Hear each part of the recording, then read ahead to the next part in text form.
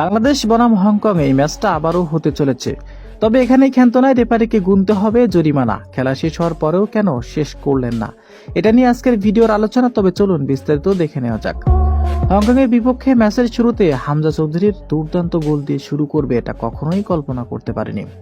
ম্যাচের 12তম মিনিটে ফয়সাল ফাহিমকে বাজেভাবেই আঘাত করে হংকং প্লেয়ার, আর সেখানেই ফাউল হয়ে যায়। ফ্রি কিক পেয়ে যায় বাংলাদেশ। দুর্দান্ত শটে হামজা চৌধুরীর গোল হজম করতে হয় প্রতিপক্ষ শক্তিশালী দল হংকংকে। তবে প্রথমার্ধে বিরতি যাওয়ার আর মাত্র 20 সেকেন্ড বাকি ছিল, ঠিক তখনই কর্নার পেয়ে যায় হংকং, আর এই কর্নারেই সর্বনাশ হয়ে যায় বাংলাদেশের। হংকং ম্যাচে পৌঁছে যায় 1-1 গোলে। দ্বিতীয়ার্ধে শুরুতে আরও একটি গোল হজম করতে হয় বাংলাদেশকে। ভুলভাবে পাস করায় তারই মাসুল গুনতে হয় গোল দিয়ে। এরপরে ম্যাচের 75 মিনিটে আরও একটি গোল হজম করে বাংলাদেশ। তখন 3-1 ব্যবধানে পিছিয়ে যায় বাংলাদেশ। ম্যাচের 83 মিনিটে হংকং সমিত সোমকে ফাউল করে বসে। ফ্রি কিকটা নিয়েছিল জামাল ভুঁইয়া। অধিনায়কের দুর্দান্ত ফ্রি